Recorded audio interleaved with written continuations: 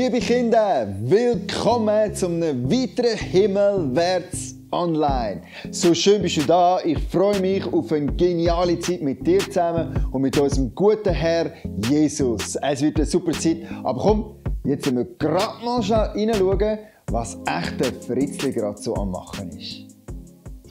So, also schön alle zusammenbleiben, wie ihr hier seht. Ihr seht hier jetzt auch ein Tor, oder? Wenn man hier in der Weite sieht, Burg, oder? Das ist früher, im Mittelalter ist das sehr vornehm. Mittelalter! Da sind damals die Ritter dann Wie wäre das echt gewesen? Jetzt gehen wir dann weiter. Wenn Also ich echt im Mittelalter gelebt hätte? So, alle schön mitkommen. Wie wäre echt das gewesen? So in einer Burg. Zusammenbleiben.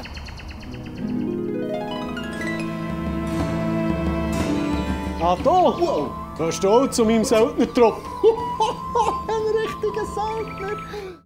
Hey, ich bin mega gespannt, was der Fritzli alles genau wird erleben. Das werden wir später in dem Video sehen.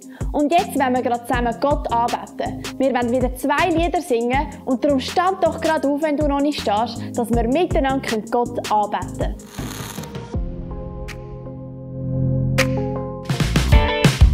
Hey Kinder, komm, lass uns gerade Jesus loben. So gut können wir alle miteinander singen, deine Liebe.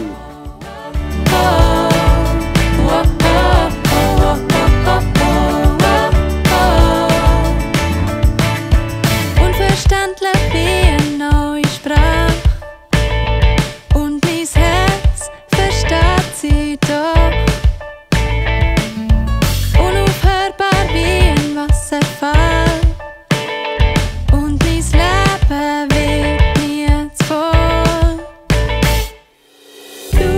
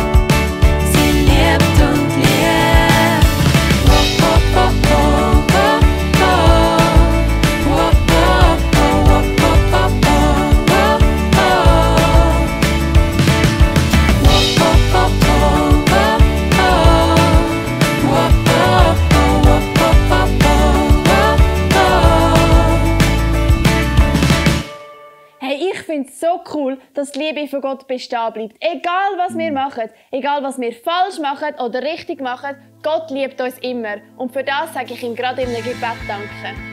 Danke, himmlischer Vater, dass du uns immer liebst. Danke, liebst du uns so sehr, dass du, Jesus, auf die Welt gekommen bist und für uns gestorben bist. Wir wollen dich anbeten, dir gehört alle Ehre. Hey, darum singen wir jetzt gerade noch ein zweites Lied, wo wir Gott einfach Danke sagen und ihn loben und preisen. Come on. Meine Schuld und Weg gelassen. Verlass mich ganz auf deine grosse Gnade. Schau weg von mir und sieh zu dir. Mein Blick ruht auf dir. Ich schau auf dich, nur auf dich. Und zieh mich her, näher zu dir. Ich schau auf dich, nur auf dich. Und zieh mich her, näher zu dir. Hey! Wisst ihr was? Wir gumpen doch gerade noch im Kreis, um noch ein bisschen wach zu werden. Ist gut? So schnell wie es geht! Oh, und andere Richtung, sonst wird es uns noch trümmelig. So, sind wir ready, zum gerade weitersingen? Ist gut? Come on. Sag du mir, was wichtig ist. Lass mich erkennen, wie du wirklich bist. Ich streck mich aus nach deiner Hand. Ich höre nur dich. Ich schau auf dich, nur auf dich. Zieh mich her, näher zu dir. Ich schau auf dich, nur auf dich. Zieh mich her, näher zu dir. Lass den Teufel von meinem Herz, steig das Lied auf zu dir. Und mit allem, was ich bin, lass ich mich auf dich ein. Deine Liebe füllt mich auf, du bist alles, was ich brauche.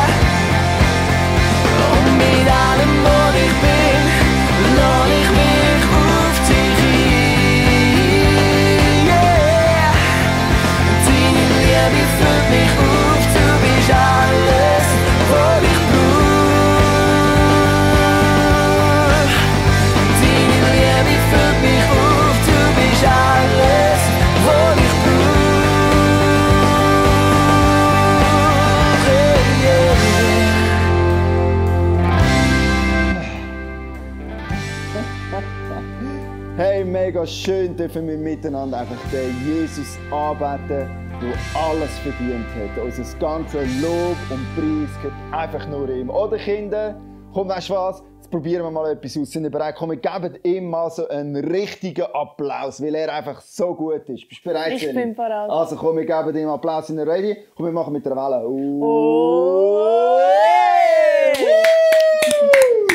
So gut. Jesus, wir haben dich lieb. So, Kinder, ihr könnt jetzt gerade her sitzen, macht es euch bequem, sucht euch ein Küsschen oder was ihr braucht, um es euch so richtig kuschelig zu machen. Weil jetzt kommt dann gerade Celine, unser Erklärbär, und macht Geschichte mit uns.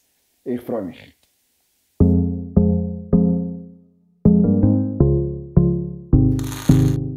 Wir sehen ja jeden Tag andere Menschen. Manchmal sehen wir viele Menschen und momentan vielleicht einfach nur unsere Familie, aber jeden Tag haben wir mit Mitmenschen zu tun.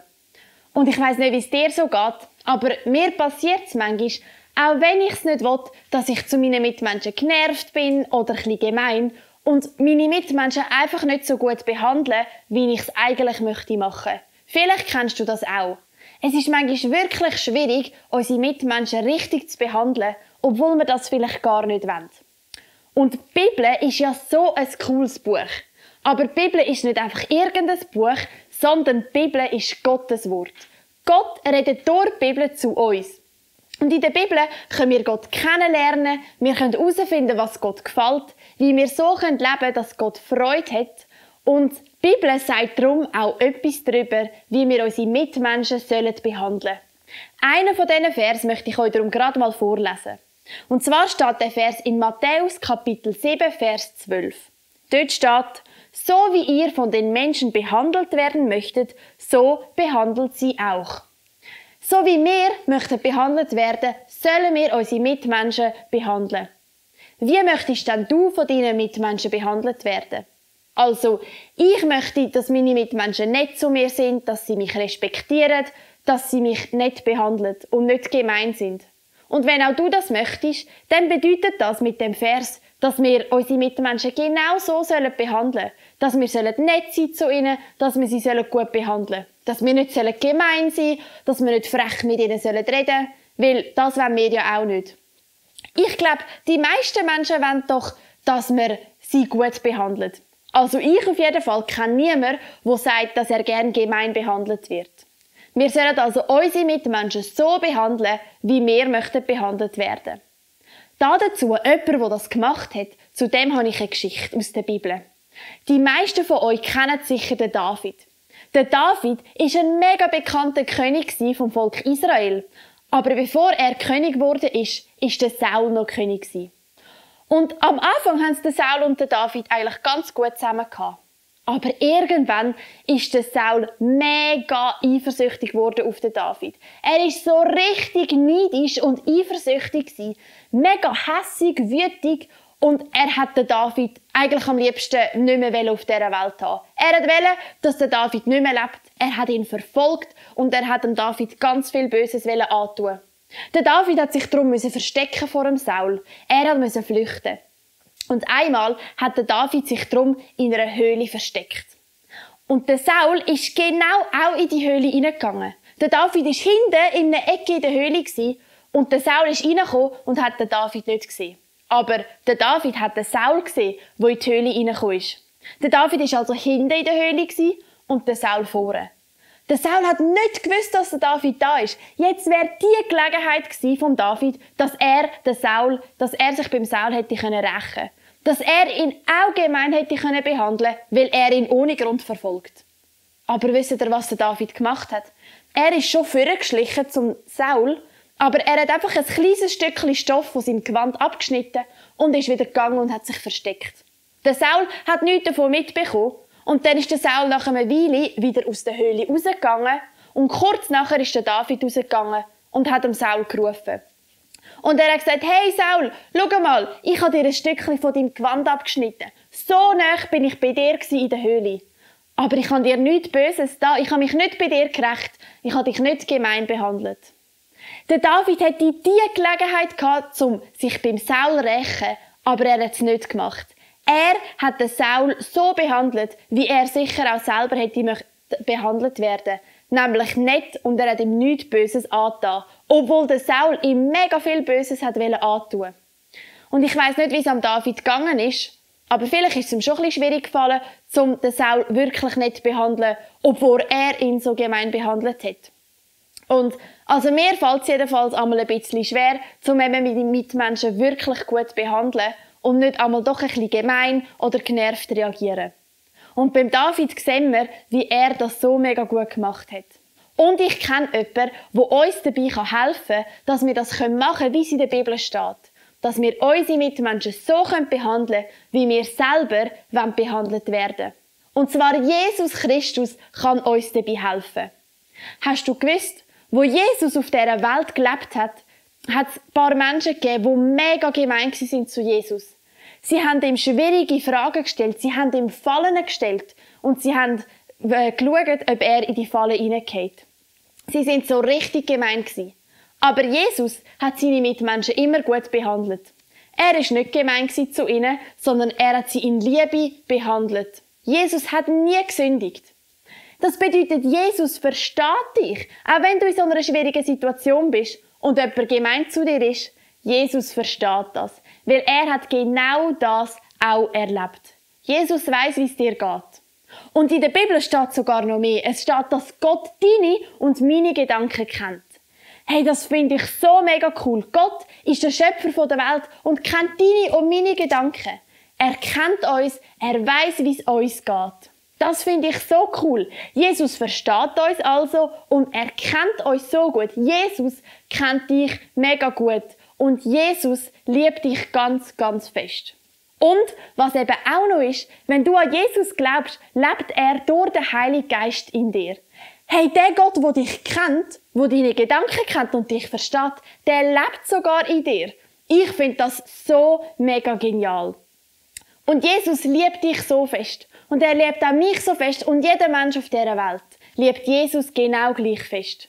Gott hat alle Menschen lieb. Und darum sollen auch wir unsere Mitmenschen lieb haben. Weil Gott uns liebt und jeder Mensch liebt, sollen auch wir unsere Mitmenschen lieb haben. Und weil aber auch Gott in uns hineinlebt, weil er uns kennt und uns versteht und ihm nichts unmöglich ist, können wir Gott auch darum bitten und kannst du Gott darum bitten, dass er dir hilft, dass du deine Mitmenschen so kannst behandeln, wie du möchtest behandelt werden.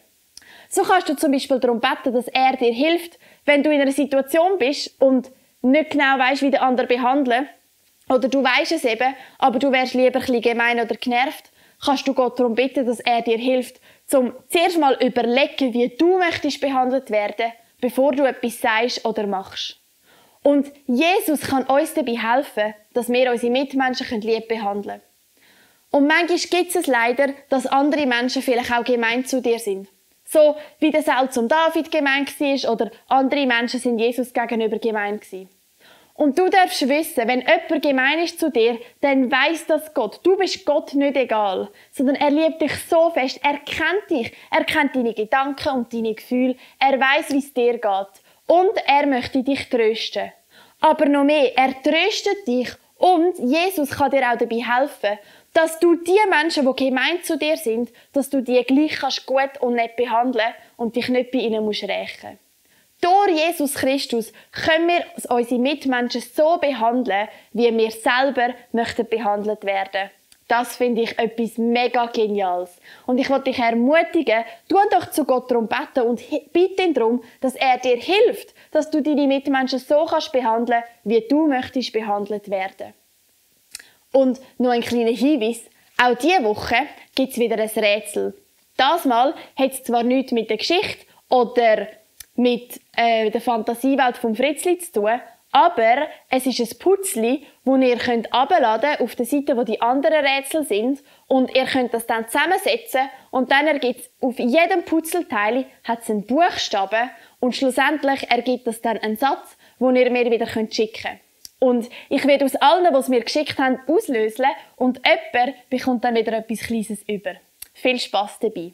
Und jetzt, wenn wir gerade eintauchen in die heutige Fantasiewelt, was echte Fritzli so Cooles erleben tut. Viel Spass. So, also schön alle zusammenbleiben, wie ihr hier seht. Ihr seht hier jetzt auch ein Tor, oder? Wenn man hier in der Weite sieht, Burg, oder? Das ist früher, im Mittelalter ist das sehr vornehm. Mittelalter! Da sind damals die Ritter dann Wie wäre das echt Jetzt gehen wir dann gewesen, weiter. wenn Also ich schön echt zusammenbleiben. im Mittelalter gelebt hätte? So, alle schön mitkommen. Wie wäre echt das gewesen? So in einer Burg. Zusammenbleiben.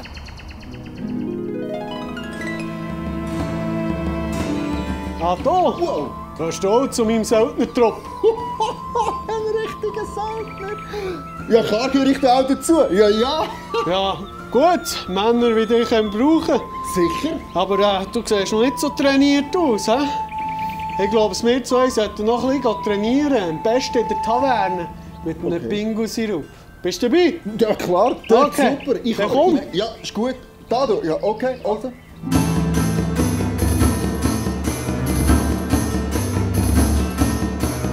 Ja, und als Söldner, weißt, da bekommen wir Auftrag von den Schönen und von den Hübschen.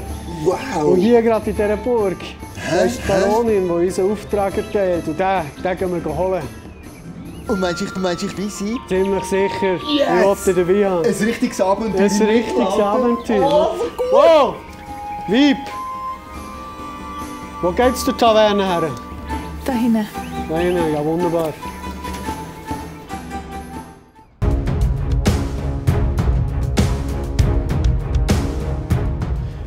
Und jetzt lässt du mich vor allem noch reden, gell? Dann hole ich uns den Auftrag rein. Und dann sind wir die Söldner von der Baronin. He? Okay, super. Ist gut. Gut, hä? Was ist? Nein, du sollst eben ruhig sein. Lass mich reden. Ich glaube, wir haben ein Problem. Was? Also, du hast ein Problem. Ist das nicht die Magd, wo du vorher so fies zu ihr bist? Ja, so sieht man sich wieder, mein Söldner. Ich denke, ich hätte für euch gerade einen besonders speziellen Auftrag. Ihr dürft sehr gerne in die Küche gehen, Herdöpfel schälen. Und euer Schwert könnt ihr auch gerade da lassen. Das werdet ihr in der nächsten Zeitraum nicht mehr gebrauchen. Oh, ja. Ja, natürlich.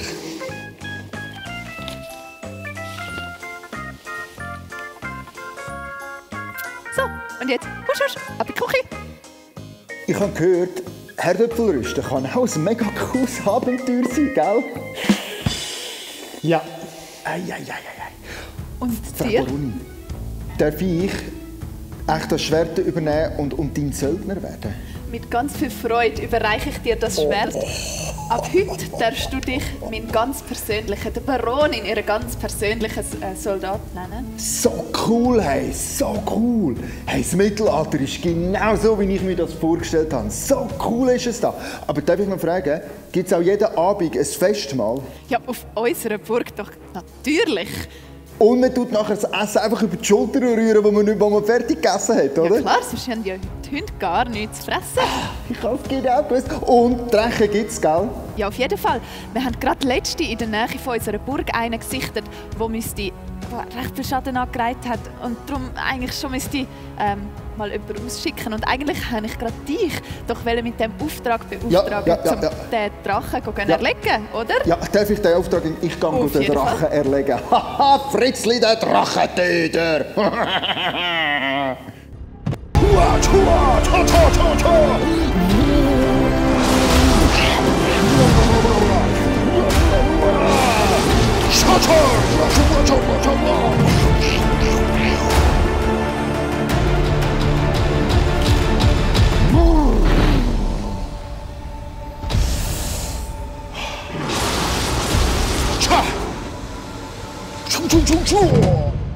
Zusammenbleiben. Hey, Fritzli, komm jetzt. Fritzli. Ja, Du bist ja gemeint. Komm. Ja, sorry, Los. komm, ich komme.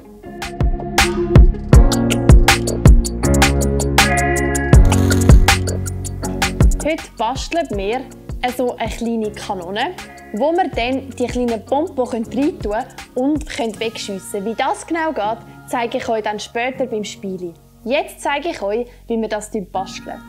Es ist eigentlich ganz einfach. Ihr braucht für die Kanone eine WC-Papierrolle und ihr braucht einen Ballon und ihr braucht noch Klebe. Wenn ihr wollt, noch farbiges Papier, dass es noch etwas cooler aussieht. Als erstes habe ich hier das blaue Papier und die WC-Papierrolle umgetan und mit Kleber festgeklebt. Dann müsst ihr einen Ballon nehmen und könnt einfach ohne Aufblasen hier oben so einen Knopf in den Ballon reinmachen. So. Ui, der ist jetzt gerade ein bisschen streng. So, müsst ihr hier einen Knopf drin machen. Und dann einfach hier oben müsst ihr ganz ein kleines Teil vom Ballon abschneiden. Wirklich nicht viel, sondern einfach nur ein bisschen.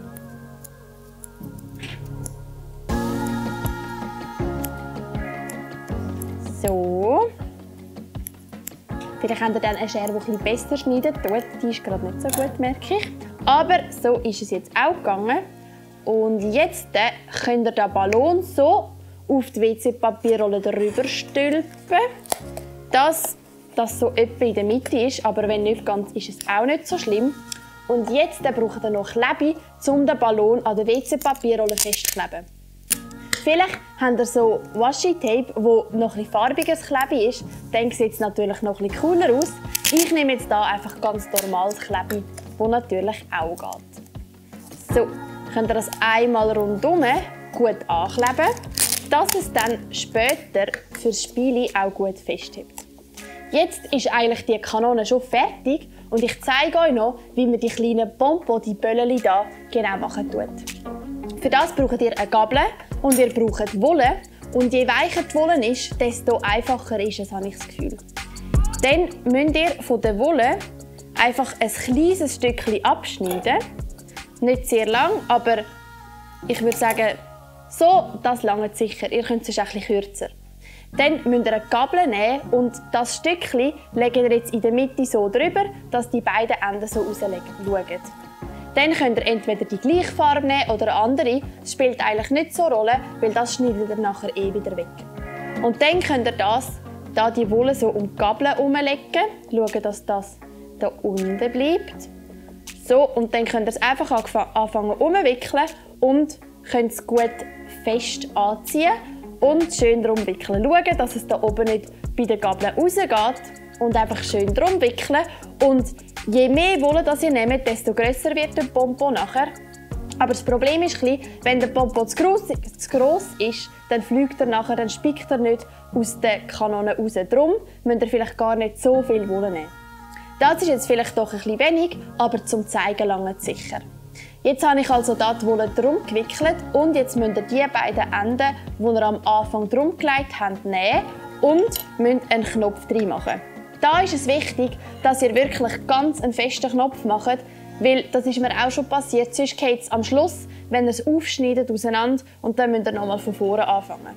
Also zuerst mal müsst ihr hier einen Knopf machen und wirklich ganz, ganz gut anziehen. Da kann euch vielleicht auch jemand dabei helfen. Und dann einen Doppelknopf drin machen. So, dass es wirklich ganz, ganz gut hebt. Dann könnt ihr das von der Gabel wegnehmen. Und jetzt braucht ihr wieder eine Schere. Und mit dieser Schere müsst ihr jetzt hier auf beiden Seiten einfach so da aufschneiden. Und das ist ein bisschen eine mühsame Sache. Je nachdem, wie gut das die Schere ist, geht das ein bisschen besser. Oder ist es ein bisschen schwieriger. Und dann müsst ihr da so die Enden aufschneiden. So, manchmal gibt es noch ein bisschen eine Füserli-Sauerei. Und dann schauen vielleicht, dass ihr eine Unterlage habt, die dreckig werden darf. Und dann hier noch die zweite Seite. Und darum ist es wirklich wichtig, dass ihr den Faden in der Mitte ganz, ganz gut anzieht und einen festen Knopf macht, weil sonst fallen die Enden jetzt dann raus.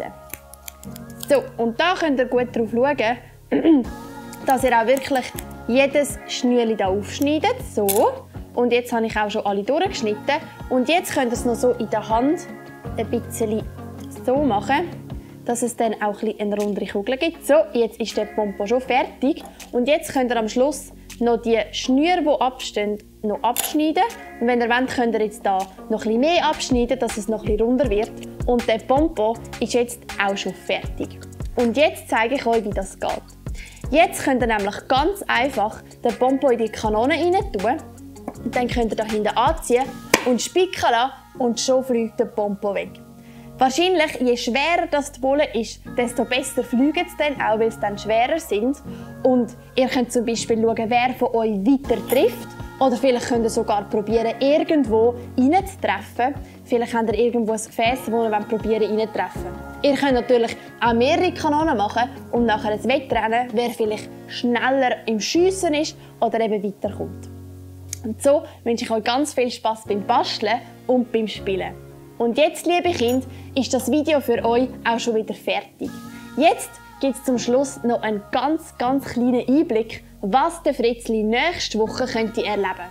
Tu dich gut achten, vielleicht merkst du, was er nächste Woche könnte für eine Fantasiewelt erleben. Und dann ist das Video für euch fertig und für die Eltern gibt es wieder einen Elterntipp. Ich wünsche euch eine mega schöne Woche und bis bald. Macht's gut. Wow! Da im Psalm 33, Vers 6 steht: Nur ein Wort sprach er, und der Himmel wurde geschaffen. Sonne, Mond und Sterne entstanden, als er es befahl. Wow! Schon mega cool, dass Gott einfach so ein Universum erschaffen hat. Ein Himmel mit Milliarden von Sternen. Wie sich das echt anfühlt, wenn man so durch die Galaxie, das Universum könnte fliegen.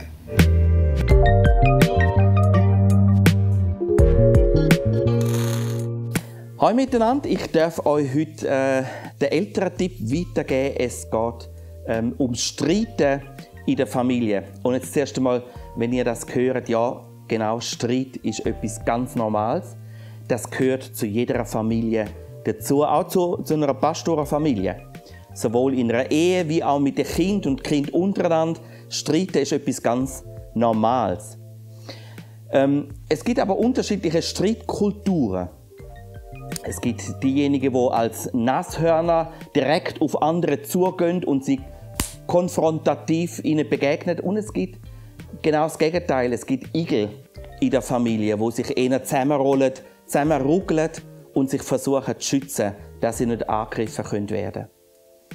Hast du schon mal überlegt, wer bei dir in der Familie wie reagiert auf die Streitkultur? Was mir wichtig geworden ist, auf jeden Fall, dass die Kinder alle sehr unterschiedlich sind. Die Kinder sind nicht genau wie ich, sondern jedes Kind muss ich wieder für sich nehmen. Und die Kinder brauchen Zeit, um auch streiten zu lernen. Also, mein erster Tipp: hab wirklich Geduld mit deinen Kindern. Du nicht von Anfang an alles perfekt erwarten. Sie lernen auf jeden Fall vom Wiederholen und vom Abschauen. Und das führt mich gerade zum Zweiten. Abschauen ist wichtig. Bist also ein Vorbild und zeig, wie du eigentlich mit Streiten oder mit Frieden machen umgehst. Und das Dritte ist, überdenke mal deine eigene Streitkultur und eure Streitkultur in der Familie. Tut ihr einfach alles unter den Tisch wischen? Tut ihr einfach nach dem Motto leben, Schwamm drüber? Oder wie geht ihr mit ungeklärten Situationen um? Mit Streit um, sich wieder versöhnen? Mein nächster Punkt ist, durch den richtigen Zeitpunkt abwarten. Nicht für jeden ist immer genau direkt im Streiten sofort die Möglichkeit, auch wieder zu vergeben und Frieden zu machen. Aber du auch nicht zu viel Zeit wieder darüber warten. Je länger du wartest, um wieder Frieden zu schliessen, umso schwieriger wird es werden. Und geh wirklich als Vorbild voran. Das heisst, mach du auch den ersten Schritt und hab keine zu hohe Erwartungen an deine Kinder. Zeig du, wie man den ersten Schritt machen kann. Dein Kind wird es bei dir abschauen und von dir lernen. Und es auch unter den Kindern dann so einüben. Letztendlich heisst Streiten und wieder Frieden machen, ich bin interessiert an einer Beziehung mit dir. Und deine Schuld, wo du mir gegenüber vielleicht hast, die wiegt nicht so schwer wie eigentlich das, wo ich Gott gegenüber schuldig bin. Und darum ist es ganz gut, wenn ich beim Thema Streit und Vergehen wirklich auch daran denke, was ist mir vergeben? Wie groß ist eigentlich Gottes Liebe zu mir? Und ich weiß, ihr liebt auch euer Kind. Geht als Vorbild voran, zeigen ihnen, wie man kann streiten und dann auch wieder sich in die Augen schauen und Frieden schliessen. Und ich weiss, nicht für jeden ist das mit Wort immer einfach. Und darum haben wir vor Jahren, als die Kinder klein waren, so eine Vase gebastelt. Die Kinder konnten die verzieren und wir haben eine Plastikblume reingestellt. Die Plastikblume hat dazu gedient als Symbol. Wenn jemand die Worte nicht hat, aber mit dem anderen Frieden machen, dann hätte er die Blume aus der Vase rausnehmen, die in der Stube gestanden ist, für jeden zugänglich, und hätte es dem anderen übergeben oder einfach auch auf den Schreibtisch legen. Als Zeichen, es tut mir leid. Man hätte dann gleich nachher noch darüber reden können, aber manchmal fällt es schwer, den ersten Schritt zu machen oder die richtigen Worte zu finden. Und dann hilft ein Symbol, ein Zeichen. Überlegt euch doch mal, was ihr als Familie für ein Zeichen könnt abmachen könnt. Ob ihr ein Friedenszeichen wie Indianer habt, eine Blume oder was auch immer. Oder einfach eine liebevolle Umarmung. Ich wünsche euch ein gesegnetes Miteinander streiten und wieder Frieden machen.